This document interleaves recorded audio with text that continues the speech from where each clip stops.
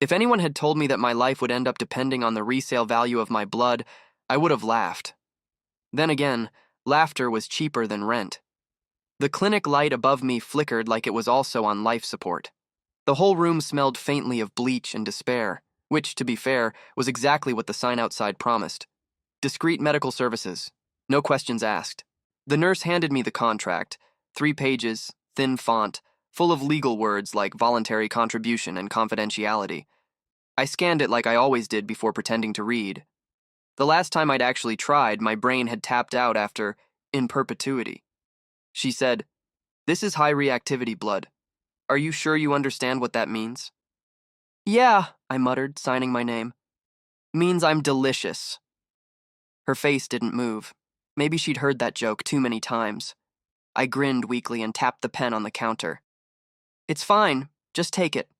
I've got a landlord who thinks I photosynthesize." She sighed, slipping a rubber strap around my arm. "Once it's drawn, it'll go to certified buyers. Alphas with prescription clearance. You'll be anonymous. But if the buyer bonds to the scent, I'll regret it," I finished for her, half laughing. Story of my life. The needle went in. The world tilted a little as the red flowed through the tube. My red, my rent money, my everything. I watched the bag fill, pretending it was just juice, not a piece of me being sold to whoever had enough money to buy calm in a bottle. When it was done, I pressed cotton to my arm. "So that's it? I just walk out and pretend I didn't just sell body parts?" "Technically, you sold a product," she said flatly. "Right," I muttered.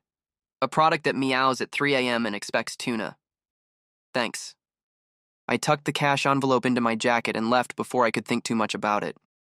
The city outside looked just as gray as when I'd entered, like the universe didn't care that I'd traded a vein for another week of survival. Still, I smiled, because what else could I do? Somewhere someone will be using my blood. Adrian Vale didn't smile. Ever. People said he was the kind of alpha who could silence a boardroom, just by breathing wrong. The heir to a corporation that made money off biochemical stability treatments for alphas with pheromone rage. Funny thing about alphas with rage, they liked control. But Adrian was born without the off switch. He sat in his private office, jaw tight, watching the doctor load a syringe with a vial of faintly glowing liquid, omega blood, treated, filtered, tagged anonymous. "Your last dosage wore off too quickly," the doctor murmured. "This one's special, highly reactive, should calm you longer." Adrian rolled his sleeve up, veins tense against his skin.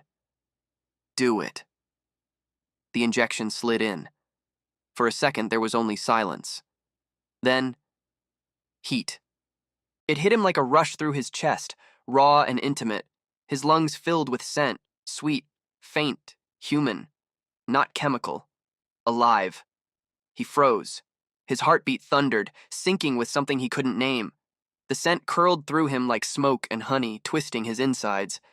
He saw flashes, laughter, trembling hands, cheap cologne and instant noodles, and something achingly lonely, and a voice. Light. Weak. "Sure, because I totally have that kind of luck." He inhaled sharply, almost choking. The doctor blinked at him. "Are you all right, sir?" Adrian's voice came out low, strained. "Who is he?" "Anonymous donor. The black market suppliers protect their sources, you know that." Adrian's hand clenched so hard the syringe cracked. His pupils dilated, his breath shuddered. The pheromone monitor on the wall beeped red. Unstable. He exhaled slowly, voice hoarse. Not anymore. When I got home, the streetlight outside my building had finally died.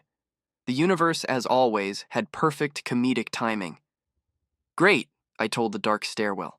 "Maybe the ghosts will at least pay rent." My apartment was the size of a large closet. If the closet had peeling wallpaper and a cat named Pickle who believed in early morning warfare. He yawned at me from the couch as I opened my dinner. Instant noodles and guilt. "Don't look at me like that," I told him. "At least someone out there thinks my blood's premium grade. You? You bite the mailman." Pickle blinked, unimpressed. I slurped noodles and tried not to think about the warning the nurse had given me. "If the buyer bonds to the scent, you'll regret it." Yeah, right. As if any alpha would sniff a vial and go, You know what I need? That guy who can't afford milk. I finished eating, showered, and crawled into bed with the subtle grace of a sack of laundry. The sheets smelled faintly of detergent and exhaustion. For a while, I almost slept. Then, I felt it. A pulse, low and deep, pressing against my chest like a second heartbeat that wasn't mine. My scent glands, the ones that had been quiet for years, tingled, faintly burning under my skin. I sat up, dizzy. The air felt too thick, like someone else was breathing it with me. Pickle? I croaked. The cat blinked from the chair, tail flicking, unconcerned. I pressed my hand to my chest. My heart was racing. There was this strange pull, invisible, insistent, like something out there had locked onto me. The rational part of my brain whispered, maybe stress. The irrational part whispered, someone's calling you. I laughed weakly to no one. Yeah, sure. My blood's gone on a world tour and now it's homesick. But even as I joked, my pulse wouldn't calm. I could almost feel a whisper brushing my skin, low and foreign, a voice that wasn't there but still felt real. And somewhere, miles away, an alpha exhaled my scent like a prayer.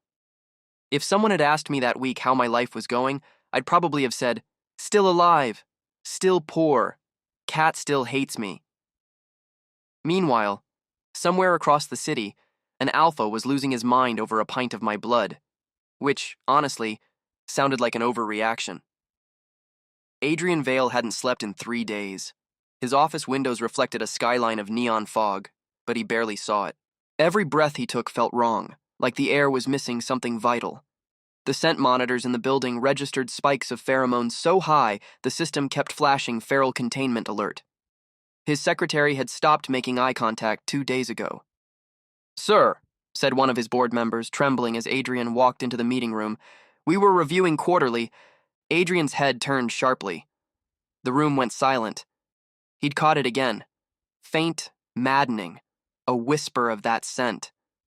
Not strong enough to calm him, just enough to make his hands shake. His gaze locked on a courier standing near the back, holding a folder. You, he said. The woman flinched. Sir? Where did you get that file? She hesitated. From the records office. A clerk handed it to me. He stepped closer, nostrils flaring. The scent was there, clinging to her skin, faint but unmistakable. Him. For a second, Adrian's control broke. The edge of the table cracked under his hand as he slammed it down. Papers flew everywhere. Leave, he ordered. His voice was calm, but the air in the room felt like a thunderstorm about to break. Everyone scrambled out. The courier dropped the file, fleeing. Adrian picked it up, staring at the smudged ink. The scent lingered faintly on the corner of the page. His body reacted instantly, pulse racing, breath quickening, instinct screaming mine. He closed his eyes. The phantom echo of that heartbeat filled his head again, that same sarcastic tone. Sure, because I totally have that kind of luck. He clenched his jaw. Find him, he said quietly into the calm. The donor, the one whose blood I was given. The line crackled. Sir, that's impossible. Black market donors are protected. I don't care. For a long moment there was silence. Then Adrian exhaled through his teeth, eyes half-lidded. My body can't breathe without him. Find him. I was dreaming of noodles. Good ones, not the packet kind. Real broth, eggs, the works. Then someone started trying to break my door down, and my dream chef vanished with my patience. Okay, I'm up, I shouted, stumbling out of bed. Pickle, my cat, dove under the couch like I'd just announced the apocalypse. The knocking didn't stop. It wasn't the polite landlord knock. It was the, if you don't open this door, I'm going through it kind of knock. I opened it a crack, ready to unleash my usual tenant speech. Rent's due next week, I swear. Please don't evict me. I'll start paying in organs if needed. But it wasn't my landlord. It was him. Tall, broad-shouldered, dressed in a suit that probably cost more than my building, with eyes the color of a storm about to happen. For a second, I honestly thought I was still dreaming, because nobody that good-looking should look that haunted. He didn't even blink. His gaze ran over me once. The oversized shirt, the messy hair, the general aura of unpaid electricity bill. Then he said very quietly, "You sold your blood." I blinked. Uh, okay. Weird opening line. You're not from the IRS, are you?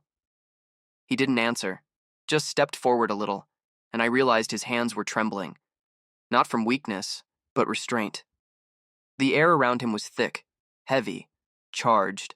His pheromones hit me like a wall, even though he was barely a few feet away. "Whoa," I muttered, waving a hand in front of my face.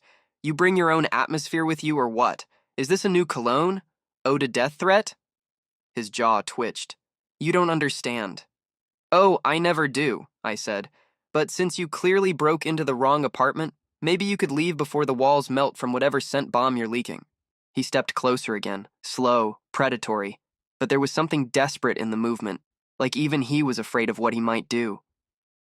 "My name is Adrian Vale," he said. "You are the donor. The blood they gave me, it was yours." I opened my mouth, closed it, opened it again. "You tracked me down for a few drops of blood? Dude, you could have just bought a smoothie instead." His lips parted like he wanted to speak, but he didn't. He was breathing shallowly, chest rising and falling too fast. Okay. Maybe he was insane. Or maybe this was karma for every sarcastic comment I'd ever made. I reached for the door. "Look, you're clearly having a day. I have zero interest in becoming whatever weird meditation project you've got going on." He caught the edge of the door with his hand. "Don't." That voice, low, hoarse, dangerous, sent a chill down my spine. "Please," he said, and there was something broken in it. "Just don't move." The moment he breathed in, I felt it, not metaphorically, physically. Like a spark jumped between us and hit every nerve I owned. His pupils blew wide, black swallowing the color. His entire body went rigid, like he'd been electrocuted by my existence. I stumbled back instinctively. My scent glands flared against my will, the biological equivalent of waving a red flag at a bull. The air shimmered with heat.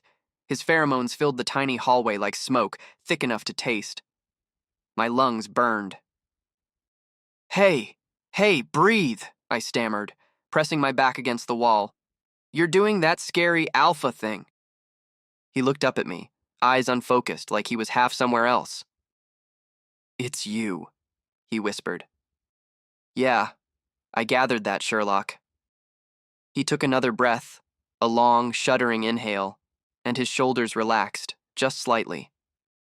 The tension in his frame started to melt, replaced by something worse, calm. "My body calms when you're near," he murmured. And I swear to God, my first thought wasn't romantic. It was, "Oh great, I've become a human anxiety pill." "Right," I said, hands up. "Good for your body. Can your body also calm the hell down? Because you're kind of vibrating like a microwave." He didn't even hear me. His gaze was fixed on me like I was air and he'd been drowning. His hand trembled, hovering near my arm, but he didn't touch. The silence stretched. The only sound was our breathing. His heavy, mine fast. Something inside me twisted, uncomfortable. Because as much as I wanted to be angry or scared, there was also this tiny, traitorous flicker of sympathy. He looked like a man losing a war with himself. And that war was me. Finally, he staggered back a step, gripping the doorframe like he needed it to stay upright. "I didn't mean to scare you." "You didn't," I lied instantly. "I always invite strangers to vibe check my hallway." His mouth twitched. Not quite a smile, but close. Then his eyes darkened again. "They said you were anonymous." I sighed. "Yeah, I was hoping to stay that way. Look, Mr. Vale, I don't know what kind of pheromone experiment went wrong here, but I'm not your whatever you think I am. I'm just a guy who sold blood to pay rent." He studied me quietly. "You shouldn't have done that." "Yeah, well," I said, forcing a grin that didn't reach my eyes. "Is it wrong to survive?" For a long moment, neither of us spoke. Then, almost imperceptibly, his expression softened, guilt or something like it flickering across his face. When he finally stepped back, it felt like the air could breathe again. He glanced once more at me, like memorizing the sight, and said softly, "I'll come back." And then he was gone. Just gone. I stood there for a full minute, staring at the empty doorway. Pickle meowed from under the couch. "Yeah," I muttered, rubbing my chest where my heart was still thudding too hard. "Me too, buddy. Totally normal. Just a random billionaire tracking down his favorite blood donor. Happens all the time." I laughed. The kind of laugh that sounds almost like crying, because deep down, under the sarcasm, I knew one terrifying thing. The ache in my chest when he left wasn't relief. It was loss. When I opened my door again 3 days later, I found a 6-foot-tall disaster lying on my hallway floor. "Wow," I said, staring down at Adrian Vale, the alpha who'd practically radiated apocalypse energy last time. "You look like you lost a fight with a fever dream." He didn't answer. Just gasped like breathing itself hurt. His shirt clung to him with sweat, and his pupils were so blown I couldn't tell where the color ended. I crouched. "Okay, you're either having a mental breakdown or the world's most dramatic allergic reaction." He lifted his head slowly, eyes glazed. "Couldn't stay away." "Yeah, that's called stalking," I said, but my voice wavered because up close he really didn't look fine. He was shaking, whole body trembling, breath stuttering like he was suffocating. When I reached out, his skin was burning. I pulled my hand back immediately. "Okay, wow, lava skin. Nice party trick." His gaze locked onto me like that single motion had dragged him back from the edge. "Ari," he rasped, and hearing him say my name like that, wrecked and reverent, made something twist uncomfortably in my chest. What's happening to you?" I asked, trying to sound annoyed instead of scared. He swallowed hard. "Withdrawal. From your blood. From... Are you kidding me?" He shook his head weakly. "The bond reactive strain. It... attached. My system needs proximity. Without your scent, I can't..." He shuddered, biting back a groan that sounded too human, too raw. I stared. "You're telling me you're going through withdrawal because your body misses me? No offense, but your taste in coping mechanisms sucks." He laughed once, hoarse, broken, then slumped against the wall. I paced in front of him, rubbing my temples. "This is insane. You need a doctor, not me." "I had one," he whispered. "He said if the bonding triggers chemically, only exposure stabilizes it. I've tried everything. It's getting worse." His hands were shaking so badly that the air around him smelled faintly metallic, pheromones flaring uncontrollably, sharp and hot. I took a slow breath, trying not to inhale too much of it. Okay. Say I believe this. What do you want me to do? Just sit here while you use me as your emotional support Omega?" "Yes," he said simply. The audacity nearly gave me a stroke. "Oh, fantastic. Should I invoice you hourly or just sell you a subscription plan?" He blinked, dazed, not catching the sarcasm. "I'll pay. Anything." That shut me up for a second. Because behind all the power and madness, he looked frighteningly human, trembling, desperate, trying not to fall apart. My chest tightened. I hated that feeling. Pity was a luxury I couldn't afford. "Fine," I muttered finally. "You can stay until you're not dying. But I'm not your remedy, got it? I'm your unpaid therapist with good pheromones." His lips twitched. Not a smile, exactly. More like his body remembered how to have one. "Agreed." "Good," I said, hauling him up awkwardly. "Now get in before the neighbors think I've adopted a corpse." If someone had told me that I'd have a billionaire alpha living in my one-bedroom apartment, I'd have laughed. Then again, I laughed a lot lately. It was that or scream. Adrian moved in like a storm, pretending to be polite. His version of settling in meant cleaning everything. Twice. I woke up the first morning to find him ironing his shirt on my kitchen counter. I blinked at him. "Is this, like, a ritual? Do you fight wrinkles for dominance?" He didn't look up. "It helps me focus." Right.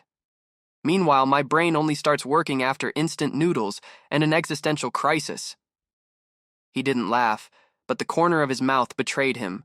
Barely. The man was terrifyingly neat. He folded his clothes like he was at war with gravity.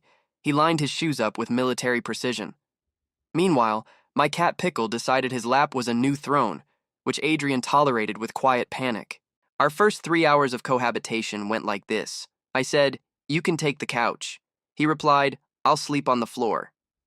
"That's not better. You're built like a tree. You'll break it." I spoke. "The floor's safer." He mocked. "From what? My bad taste in decor?" I asked. He didn't answer. The air between us stayed thick. Not just tension, but scent. His pheromones tried to synchronize with mine every time he got too close. It felt like living in a pressure cooker full of invisible heat. Sometimes I caught him watching me. Not in a creepy way, but like he was trying to memorize how I breathed. Once I caught myself watching him back. That was worse. Because beneath all that control and sharp edges, he looked tired. The kind of tired that money couldn't fix. I tried to keep things normal, or as normal as having a chemically addicted alpha for a roommate could be. We ate silently most nights. I'd make ramen, he'd eat it like he was committing a crime. "Not used to carbs?" I teased once. He looked down at the bowl. "Not used to being taken care of." That shut me up for a full 5 seconds, which, for me, is record-breaking. I muttered, "Don't get used to it. I'm just feeding my investment." He smiled faintly, and the room got too quiet again. The air between us hummed with something unspoken. Craving, tension, maybe fate being a jerk. Every time our hands brushed, a spark ran up my arm. I started avoiding eye contact. He didn't. Living with him was like holding my breath. It was around midnight when I woke to the sound of breaking glass. My first thought was, great, we're being robbed. My second thought was, wait, the robber smells like pheromones and despair. I stumbled out of bed. "Adrian." No answer. Just heavy, ragged breathing from the living room. He was on the floor, drenched in sweat, one hand gripping the table like he was drowning on dry land.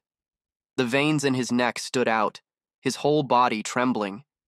His scent hit me before I even reached him. Overwhelming, wild, the kind of heat that made your instincts flare whether you wanted them to or not. "Adrian!" I dropped beside him.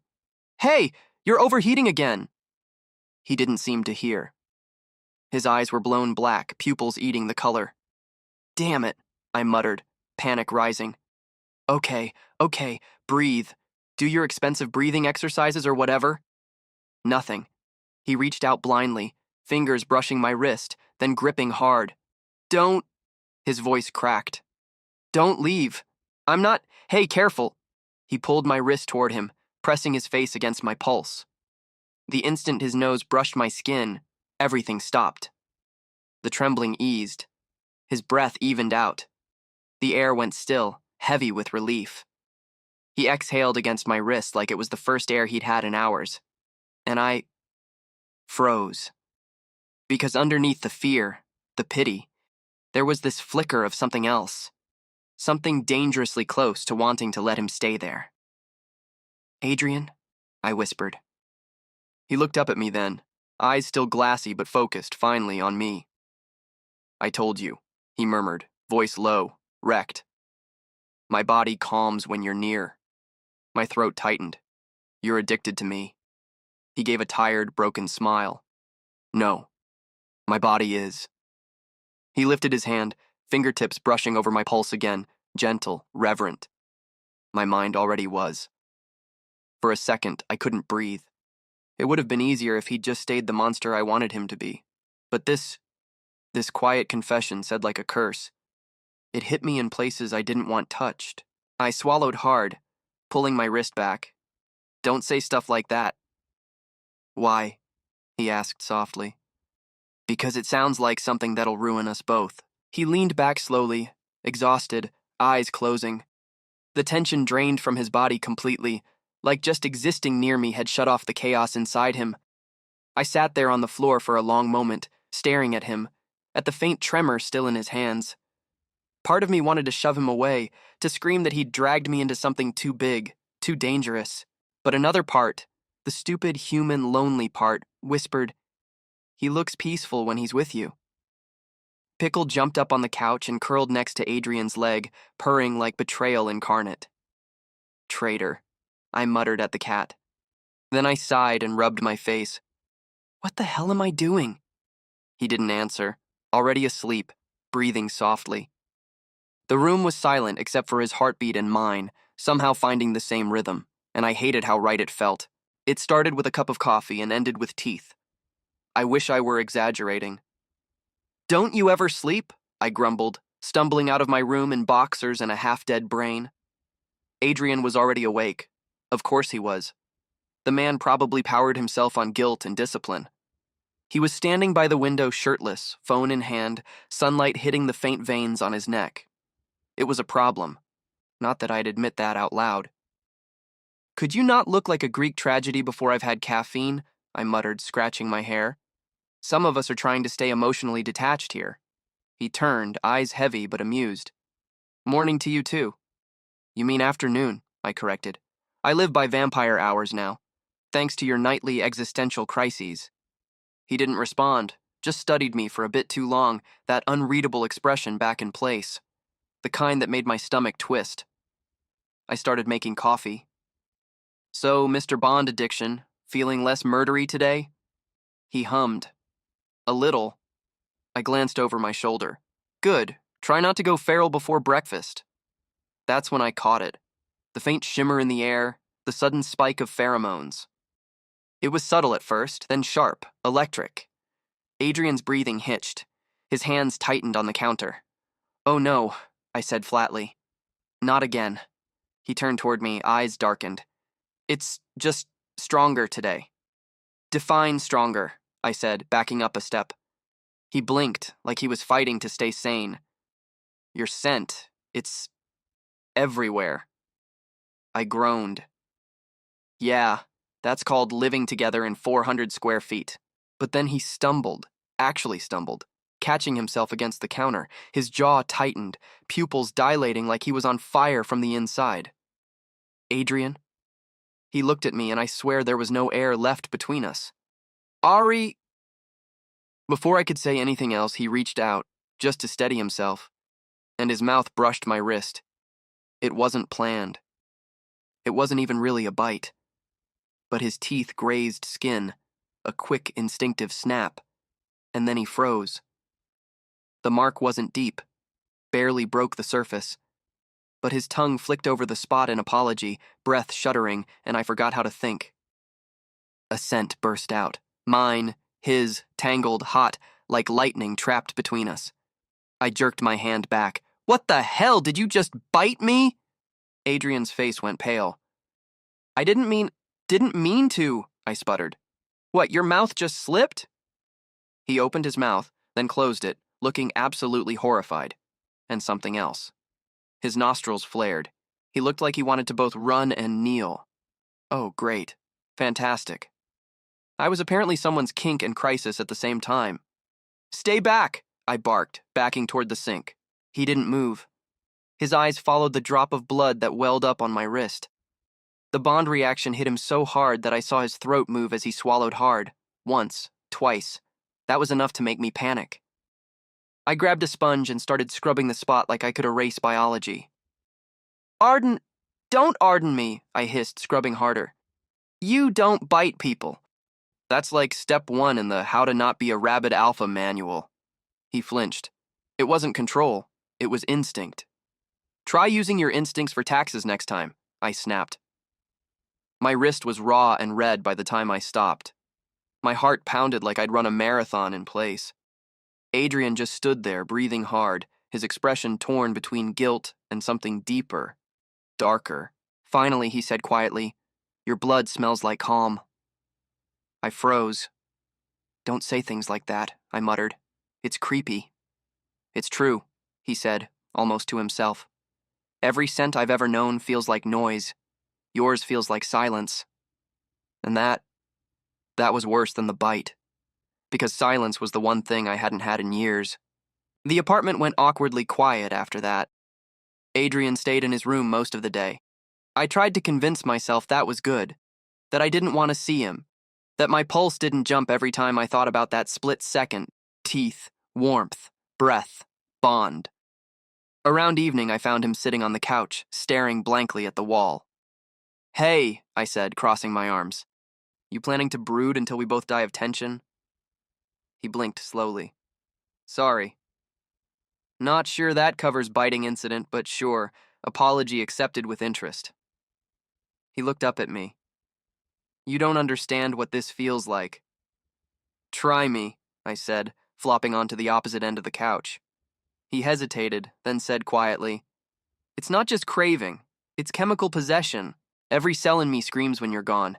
I can't breathe right without your scent. I can't think.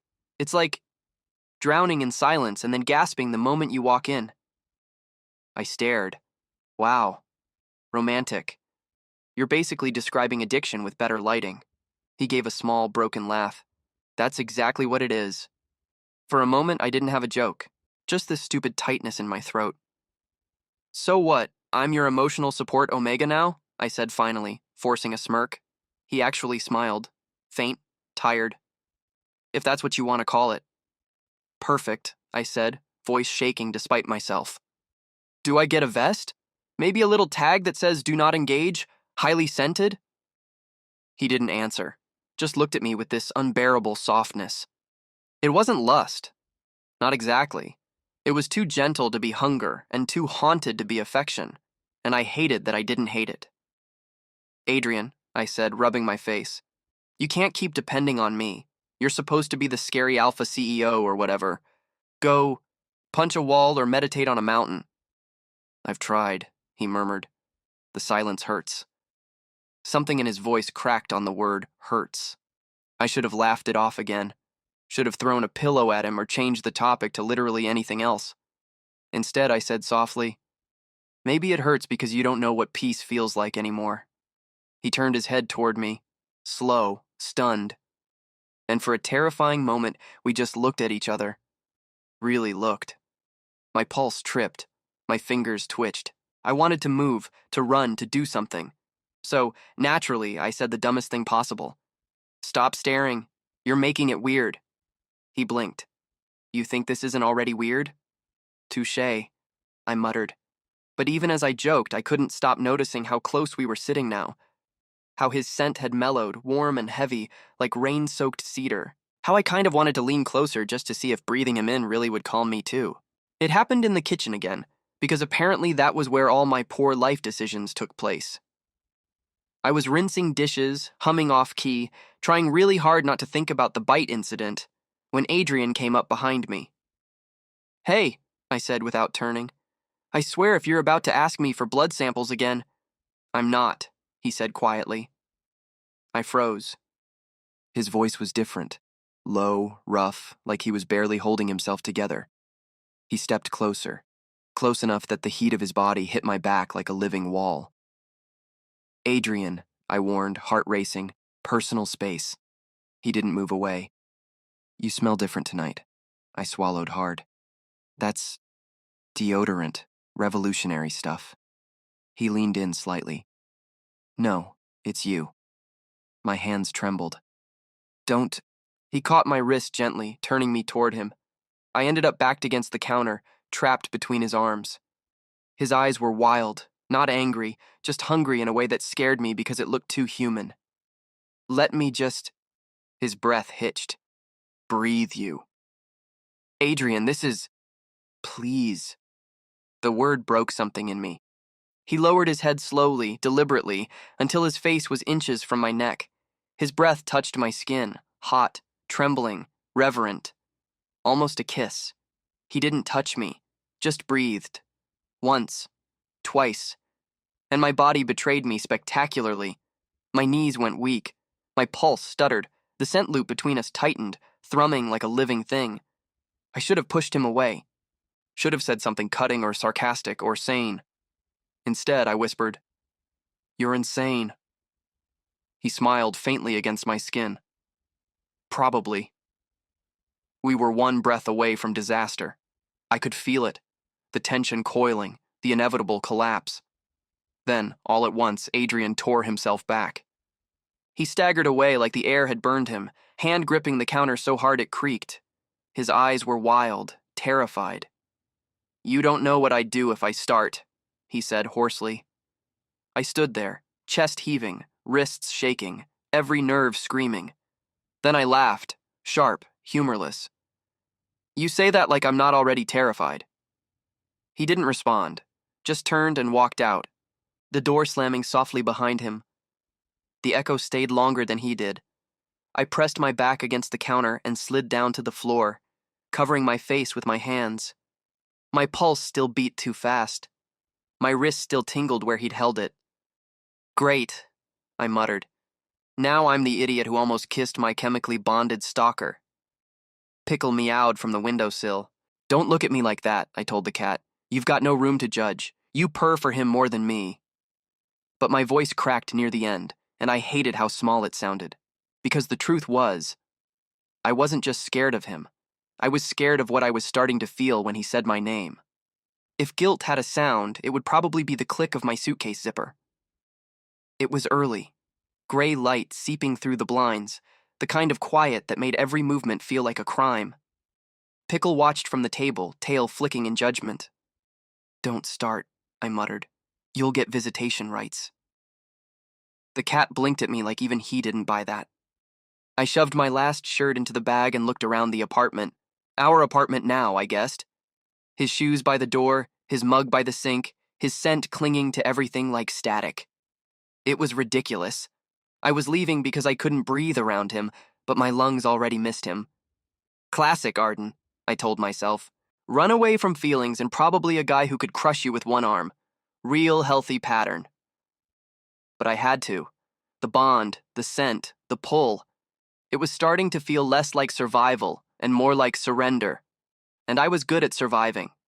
Surrender? Not so much. I scribbled a note. Don't look for me. You need distance, so do I. And left it on the counter. Then I grabbed my bag, my cat, and my questionable life choices and slipped out before sunrise. By noon, I was sitting in a cheap cafe across the city, drinking burnt coffee and pretending I didn't keep checking my phone every 5 minutes. He'll be fine, I whispered to myself. He's an alpha with a high stress tolerance and a god complex. What could go wrong? Apparently, everything. Because 3 hours later, my phone buzzed. Unknown number. You're the Omega living with Adrian Vale? He collapsed at work. Pac Medic says it's scent withdrawal. We need you. I didn't even finish reading. My chair scraped back, coffee spilled, and I was out the door. By the time I reached the building, the security guard looked ready to tackle me. I shoved past him anyway. Where is he? The answer came with the heavy stench of alpha pheromones, sharp, desperate, unrestrained. Adrian was on the floor of his office, shirt half torn, skin pale, eyes glazed. A doctor was kneeling beside him, holding a mask over his face, but it wasn't helping. His breathing was ragged, like he was drowning in air. The doctor turned, eyes frantic. He's rejecting the suppressant. He needs his scent match, now! My pulse stopped. His what? You, the doctor hissed. If you don't want a corpse, get over here. For one glorious second, I considered running again. I really did. But then Adrian's eyes cracked open, unfocused, delirious, and I heard him rasp, Ari, and just like that, my body moved before my brain could veto. His skin was burning. I could feel it even before I touched him. I crouched beside him, dropping my bag, hands shaking. Hey, what did you do, you idiot? You're supposed to be terrifying, not pathetic. His hand twitched weakly toward me. You came back. I swallowed hard. Don't sound so happy. I came because someone said you were dying, not because I missed your stupid face. He actually chuckled. Or maybe it was a choke. Then you should stop looking at me like that. I glared, cheeks hot. Like what? Like I'm worth saving. My throat tightened. You're not. You're just really inconvenient to bury. He smiled faintly, the corners of his lips trembling. I hated that smile. It made me want to forgive him, and I wasn't ready to. His hand found my wrist again, always the wrist, the place where he'd bitten me. His grip was weak, but possessive. Let go, I whispered. He didn't. His thumb brushed the faint scar like a confession. I tried to fight it, I did.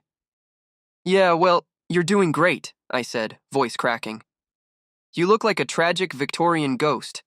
His breath hitched, a shaky sound that was almost a laugh. You're still making jokes. I'm coping, I muttered. You should try it sometime. The medic cleared his throat behind us, wisely retreating from the blast radius. Adrian's eyes fluttered. You smell like salvation. Don't, I snapped, but it was too late. The air had already shifted. His scent reached for mine, instinctive, raw. I could feel it tugging at the bond between us like an invisible thread winding tighter and tighter until I could hardly breathe. I wanted to shake him, to yell, to tell him he was cruel for making me feel anything other than fear. Instead, I said, You're an idiot, Adrian. He smiled faintly. Probably. We somehow made it back to the apartment. Don't ask me how. I think I blacked out from emotional exhaustion somewhere between the elevator and the front door. He collapsed on the couch, sweat soaking through his shirt, eyes half-lidded. I stood over him with crossed arms. You nearly died because you missed my scent. Do you hear how insane that sounds? He didn't answer right away, just stared up at me like I was gravity.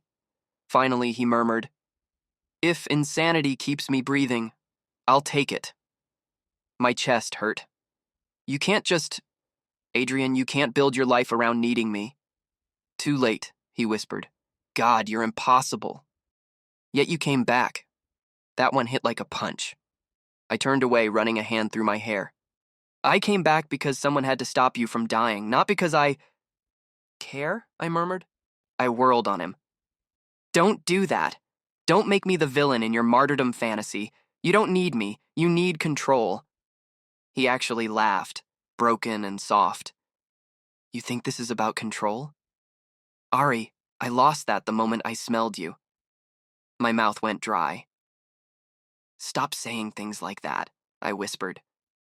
You're making it hard to hate you. Then don't, he said, eyes fluttering shut. Just stay. The worst part was, I did. I don't know how long I sat there watching him sweat through his fever.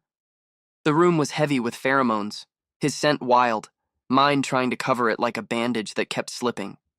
His breathing turned ragged again, muscles twitching beneath the skin. Adrian, I said softly. Hey, stay with me. He gasped, eyes snapping open, glowing with something too bright to be sane. Before I could move, he was up. Faster than I thought possible for someone half dead. He grabbed me by the shoulders and pinned me against the wall. The sound that came from him wasn't human.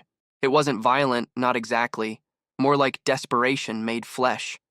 His entire body trembled, scent flooding the room until I could taste it on my tongue. Tell me to stop, he growled, voice broken, forehead pressed against mine. Please, tell me to stop. My pulse thundered in my ears, every nerve screamed danger, but under it, something traitorous whispered stay. I swallowed hard. You already did. That broke him. His breath hitched and he pulled back just enough that I could see the raw anguish in his face. He was shaking, not from rage, but restraint. Every line of his body was tight, holding back a storm he didn't trust himself to survive.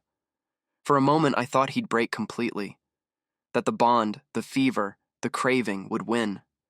Instead he collapsed against me, not forcing, not claiming, just folding. His head rested against my shoulder, breath hitching, the weight of him heavy but fragile. I froze, unsure whether to hold him or shove him away. In the end, my arms moved on their own. I let him lean. Just for a second. Just until the trembling stopped. His voice was a whisper against my collarbone. I didn't want this. I know, I said quietly. Neither did I. He laughed weakly. You're shaking. Yeah, well, you're heavy. That earned a faint sound, half chuckle, half sigh. We stayed like that, both pretending it was about survival and not the unbearable relief of being near each other again. When his breathing finally steadied, I gently pushed him back toward the couch. Lie down, I said. He did, obedient for once. His eyes were tired, soft. You should leave. I smiled bitterly. Tried that already. Didn't go great. He closed his eyes. Then what now? I hesitated. Then quietly, "Now we try not to destroy each other." His lips twitched, almost a smile. "You think that's possible?" I hesitated. Then quietly, "Now we try not to destroy each other." "Probably not," I said, "but we're stubborn." He exhaled, slow and shaky, and for the first time in hours, the air between us eased, still heavy, still dangerous, but not suffocating. I sat beside him, resting my head against the back of the couch. He was quiet for a long time. Then he murmured, "Ari?" "Yeah, thank you for coming back." I sighed. Yeah, don't make it sound noble. You're just really bad at dying." He smiled faintly, and something warm twisted in my chest. I looked away. "Go to sleep, Adrian." He did. And I sat there, staring at the mark on my wrist, faint, faded, but burning all the same, wondering when exactly I stopped being afraid of him and started being afraid of losing him. You know what's weird? How quickly temporary arrangement turns into, "Why are you still in my bed?" Every night, it's the same routine now.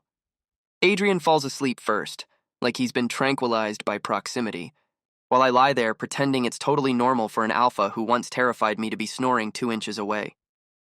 If someone had told me a month ago I'd end up spooning my chemically bonded nightmare, I'd have called them insane. Now, it's Tuesday. "Stop hogging the blanket," I grumble, yanking it from him. He murmurs something unintelligible and instinctively tightens his arm around my waist, dragging me closer. I freeze. "Okay, cool, sure. Let's pretend this isn't weird." Pickle the cat is on the dresser, staring at us like I've betrayed the entire Omega race. "Don't judge me," I whisper to him. "I'm just preventing him from scent collapsing again. It's medical." The truth? It is medical. Partly. Adrian's withdrawal hasn't gone away completely. Whenever I stray too far, his body reacts, subtle at first. Shaking hands, shallow breaths, eyes losing focus. So, we compromised. I sleep next to him and he stays alive. Simple. Totally not emotionally complicated. At least that's what I tell myself every time I wake up tangled in him. Some mornings, he's half conscious, face buried against my neck, inhaling like my scent's the only thing tethering him to reality. Once I tried to move. His grip tightened, voice rough in sleep. "Stay." And I did. Because I hate him, obviously. That's what I keep saying, as if repetition might make it true. Day by day, the space between us shrinks. Breakfast together. Arguments over who makes worse coffee, him. Long silences that somehow feel less hostile and more charged. He starts smiling more, small ones, hesitant, like his muscles forgot how to. It's annoying. Because every time he looks at me like I'm sunlight, I remember that this started with addiction, not affection. And yet, when his fingers brush mine by accident, my heart does this stupid skip, like it's auditioning for a musical. I should move out. I should run again. I should do something. Instead, I find myself laughing more than I should, letting him stand too close, and wondering when exactly survival started to feel like home. He left for a business meeting that morning, said he'd be gone overnight, staying at his penthouse downtown. "Don't wait up," he told me, straightening his tie. "Trust me, I won't," I said, sipping coffee. "If you die, I call dibs on the cat." He'd chuckled, that rare, low laugh that made my chest ache. "I'll try not to make you a widower." Not funny, I muttered, except it kind of was. And that scared me more than anything. By nightfall, the rain started.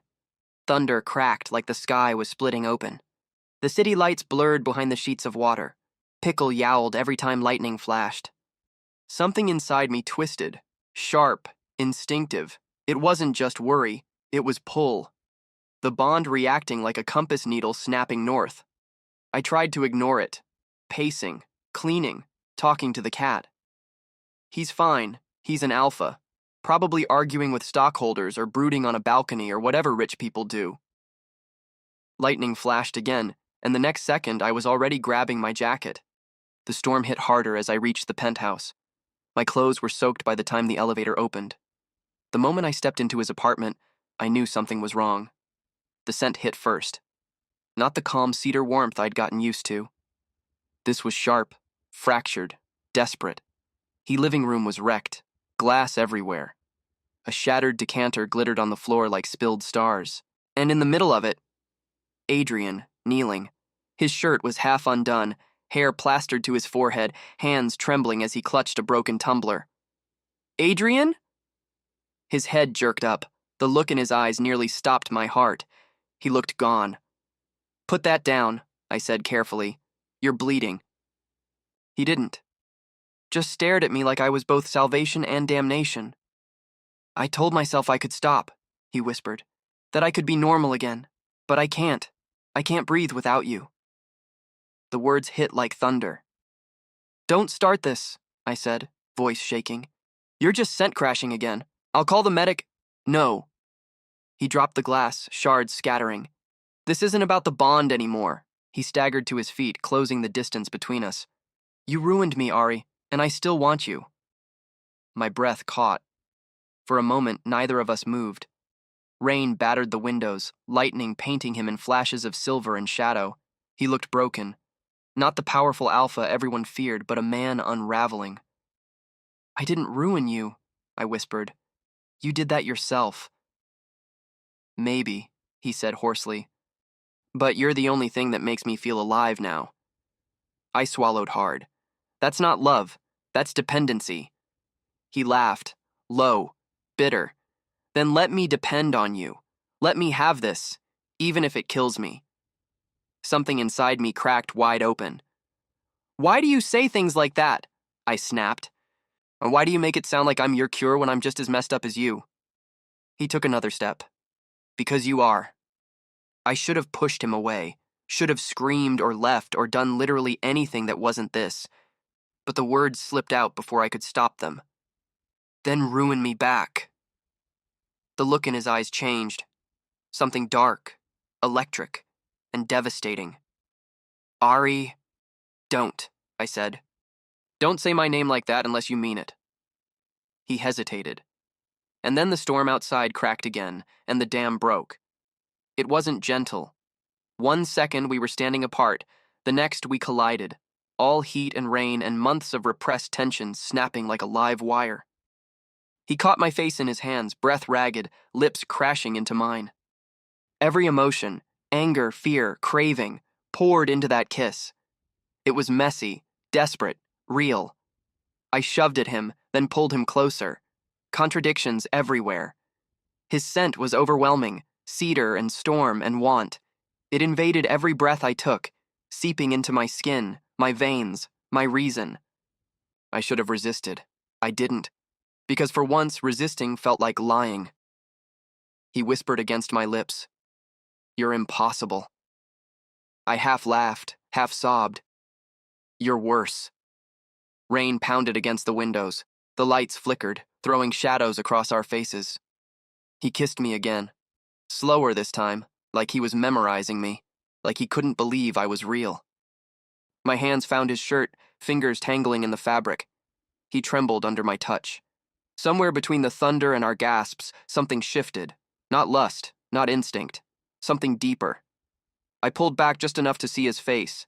His eyes were glassy, lips parted, expression undone. "This is a bad idea," I murmured. He smiled faintly. "Then why are you still here?" I stared at him, rain dripping from my hair, chest heaving.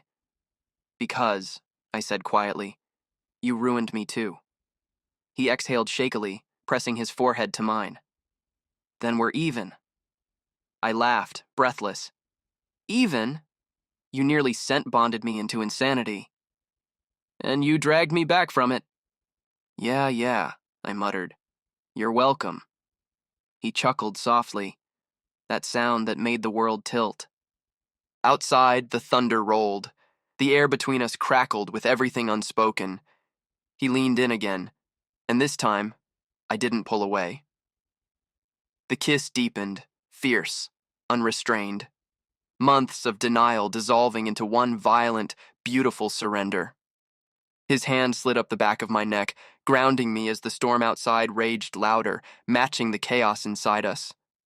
When we finally broke apart, both of us were shaking. His voice was low, rough. "You're still here?" I smiled weakly. "Against all common sense, yeah." He brushed his thumb over my jaw, eyes softening. "You're impossible." "Funny," I murmured. "That's what I was going to say about you." He laughed quietly, the sound muffled by the rain. We stood there, breathing the same air, drenched and dizzy, clinging to something that wasn't supposed to exist, something halfway between love and destruction. And just before the lights flickered out, I whispered the truth neither of us was ready to face. "You're impossible, Adrian." His answer was a whisper against my skin. "And yet you're still here." The first thing I notice when I wake up is that I can't move. The second thing I notice is why. Adrian's arm is wrapped around me, like I'm a particularly precious pillow he's sworn an oath to protect. "Hey," I mumble, voice rough. "You can stop strangling me now." He stirs, slow and heavy. His nose brushes the back of my neck. The scent that rolls off him is calm, steady. For the first time since this disaster started, it doesn't claw at my lungs or make my instincts scream. He whispers, voice raw. "The bond stabilized." I blink at the ceiling. "Oh, great. My reward for emotional trauma is permanent attachment. Fantastic."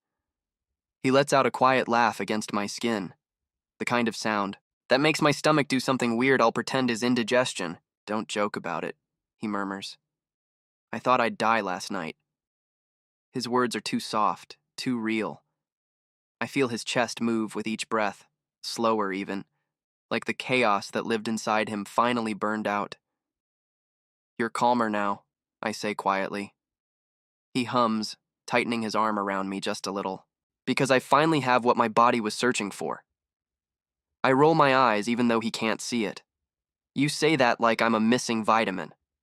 "You kind of are," he says, tone dead serious. "Oh, perfect. I'm omega B12.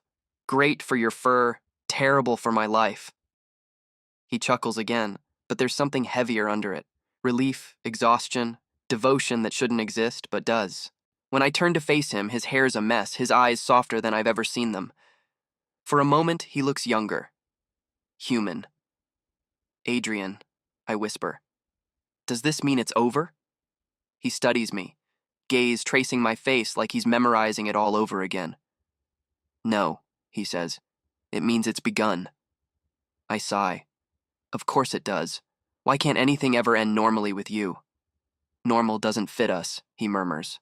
"We broke that the first time you sold your blood." He's right, and I hate that he's right. I hate that part of me, the part that once wanted to run, now feels oddly at peace lying here, tangled in his warmth, in the scent that once terrified me. Pickle jumps on the bed and gives us the most judgmental look known to feline kind. "Don't start," I tell him. "You weren't emotionally manipulated by pheromones and trauma bonding." Adrian raises an eyebrow. "You talk to your cat more than to me." "Yeah," I shoot back. "He's less clingy." He smiles. Small, unguarded, real. And for once, I don't look away. News travels faster in a pack than fleas on a summer day. By the time we step into the pack's headquarters, everyone already knows. Whispers buzz through the air. The Alpha lost his mind. He bonded to a low-born Omega. He went feral for him. I should be used to it. The stares, the side eyes, the half-covered sneers. But now that I'm walking beside Adrian, it feels different. Louder, sharper. I lean close and mutter, "You sure you don't want to wear a sign that says, 'Property of emotional disaster'?" He doesn't even blink. "If you make one, I'll wear it." I snort.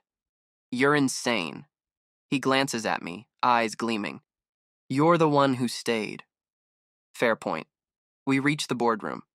The senior pack members are waiting, stiff, predatory, radiating judgment. The air is thick with dominance. I swear even the walls are sweating testosterone. One of them, a broad, silver-haired alpha with too much perfume, sneers the moment he sees me. "So this is what made our leader go feral," he says.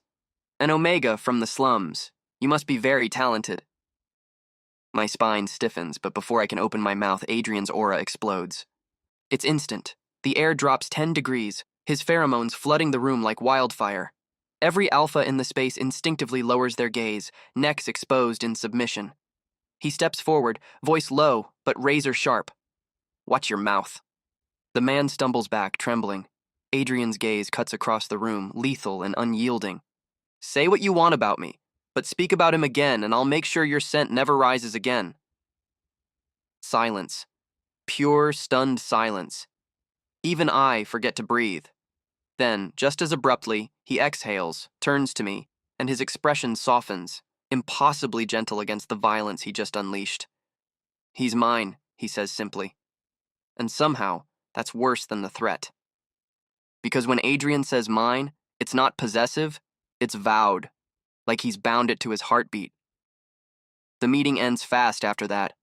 People scatter like frightened birds, pretending not to stare. As we walk out, I mutter, "You know, I could have handled that myself." He looks down at me, amused. "You were about to throw a chair." "Exactly. I had a plan. You had rage." "Same thing." He shakes his head, lips twitching like he's fighting a smile. "You really think you scare anyone here?" I grin.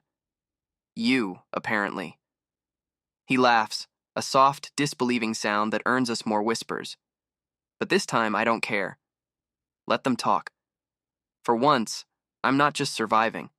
I'm being seen. That night, the storm's gone, replaced by a heavy calm. The kind that feels almost earned. We're on the couch. Me, half asleep. Him scrolling through reports like the world didn't just witness him nearly kill someone for insulting me. My head rests against his chest. His heart beats slow, steady, like it finally found its rhythm. "So," I mumble, eyes closed. "What now?" He hums softly. "Now?" "Yeah." I shift, looking up at him. "You've got your body back under control, your business is terrified of you again, and I'm here. Am I your cure or your cage?" He sets the tablet aside, fingers brushing through my hair. "Both," he says finally. "And I'd rather die than lose either." The words settle between us, heavy, honest. I should make a joke. I always make a joke. But instead I whisper, "You can't say things like that, Adrian." "Why not?" "Because I'll believe them." He leans down, pressing a kiss to the top of my head. "Good." I laugh softly. A small, broken sound. "You're ridiculous." He smiles against my hair. "You love it." "Unfortunately," I mutter, "I do." For a while, neither of us speak.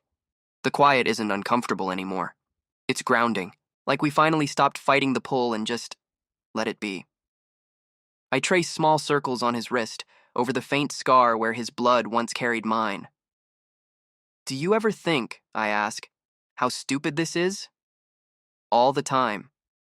"And you still choose it?" "Every time." I snort. "You're so dramatic. You make it sound like a tragedy." He tilts my chin up, eyes warm. "It is, but it's ours." I want to laugh. I want to cry. Instead, I just breathe.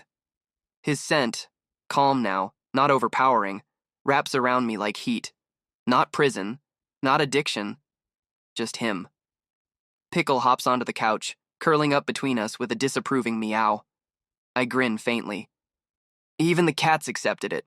Congratulations, you're officially tolerated." Adrian chuckles, his hand tightening around mine. "That's all I ever wanted."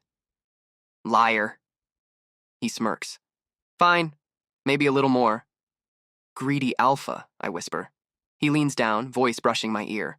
"Only with you." I roll my eyes but don't move away. "You're impossible." "So are you." He kisses me. Soft this time. No storm, no fever, just a quiet promise. When we part, I rest my forehead against his, eyes half-lidded. He whispers, "We're ruined, you know." "Yeah," I murmur, smiling faintly. "But at least we're ruined together." The city hums outside, steady and alive. Somewhere thunder rumbles far away, a reminder of where we started and how far we've come. For the first time, the sound doesn't scare me. Because this chaos, this bond, this ridiculous alpha breathing against my skin isn't the end of me. It's the proof I survived. Sunlight spilled over the apartment, gentle and unhurried, like even time had decided to rest for once. The air smelled faintly of coffee and the cedar soap Adrian liked. I stirred awake first. For a moment, he didn't move. My face was buried against Adrian's chest, and the man's heartbeat thumped under my cheek, slow, steady, real. I thought, so he does sleep like a human now. Miracles exist. When I shifted, Adrian's arm tightened around me automatically, like muscle memory. His voice came out rough, half awake. Stay, just a little longer. I made a face, though he didn't move away. You're heavy. Do you know that? It's like sleeping under a warm boulder. Adrian hummed. You didn't seem to mind last night. I sighed dramatically. Last night I was tired. Today I've evolved into someone who values oxygen. Adrian chuckled softly, a sound I had once thought impossible. It used to be sharp, dangerous.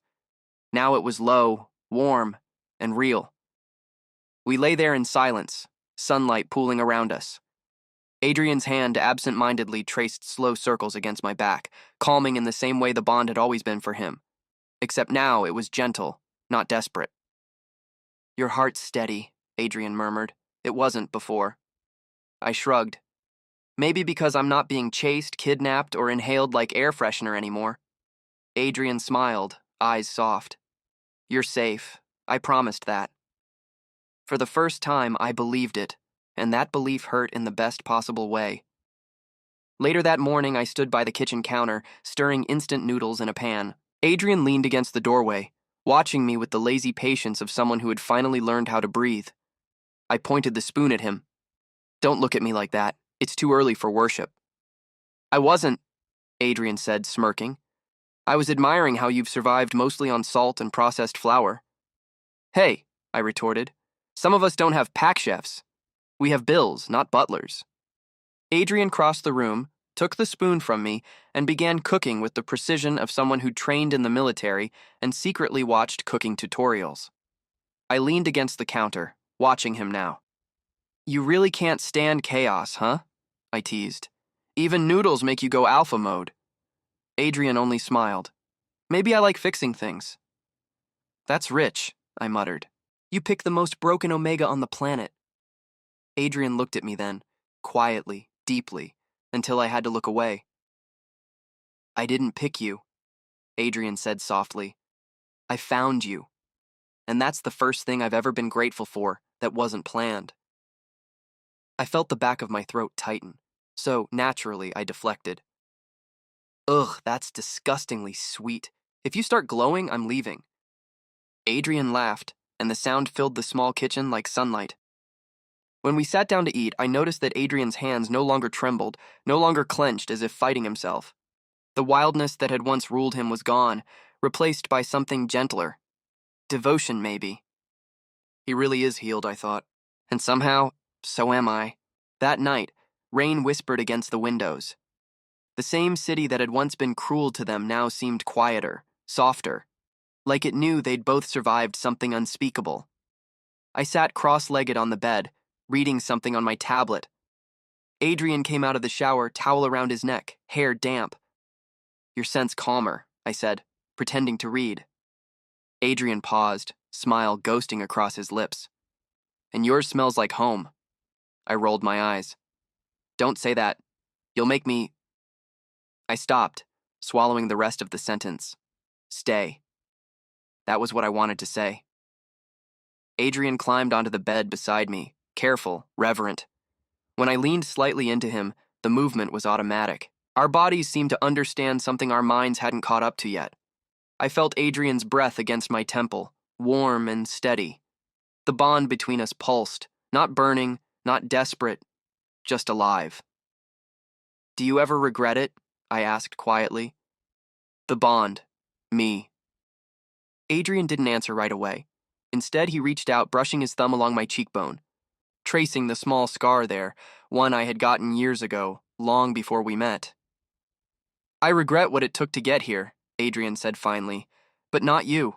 Never you. My laugh was soft and shaky. Wow, you're really going for the tragic romance award, huh? I mean it, Adrian said simply. If this is madness, I'll take it, because it's the only thing that feels real. I didn't trust myself to reply, so I leaned forward instead, resting my forehead against Adrian's shoulder. For a long while, we didn't speak. Adrian's hand slid through my hair, slow and grounding. The rhythm of it lulled me into something like peace. The quiet between us wasn't awkward anymore. It was full of things unsaid, things healed, things that would never quite fade. Later, as we lay under the covers, I spoke without looking up. You know, you've gotten really sappy since we bonded. Adrian smiled against his hair. Maybe you softened me. Or maybe you're just sleep-deprived, I muttered, but there was no real bite in it. I hesitated for a moment, fingers absently tracing the bond mark at my neck. It no longer burned or pulsed. It just was. A quiet part of me. A reminder that something wild had turned into something gentle. Adrian's voice broke the silence. You've been distracted lately. Are you okay? I froze, then sighed. You're gonna freak out. Adrian's hand stilled on my waist. Ari? I turned to face him, blunt, nervous, and yet strangely calm. I'm pregnant. The words hung in the air like falling petals. Adrian didn't move. For a moment, he just looked at me, eyes wide, lips parted, every emotion known to man flashing across his face at once. I snorted softly. You can blink, you know. Oxygen still exists. Adrian finally exhaled, and then laughed brokenly, joyfully. You're serious? Do I look like I joke about that? I deadpanned. Actually, don't answer that. Adrian's hand found my, trembling slightly. I didn't think I could want anything more than you. But now... His voice cracked. Now I do. My throat tightened. You're crying. That's illegal. Alphas don't cry, remember? Apparently, they do, Adrian whispered, pressing his forehead to mine. You've ruined every rule I had. I smiled, small, watery. Yeah, I tend to do that. We stayed like that, tangled together under the soft hum of the rain, hearts steady, breaths shared. For once, there was no fear, no addiction, no chaos. Just us. I thought, maybe this is what surviving is supposed to feel like. Not perfect, not easy, but finally, enough. I whispered, half teasing, half truth. Guess we're officially a mess with a family now. Adrian laughed quietly. Then let's stay messy, Ari. I closed my eyes, fingers brushing over Adrian's mark on his skin. For the first time, I murmured, I think I'm glad my blood wasn't wasted.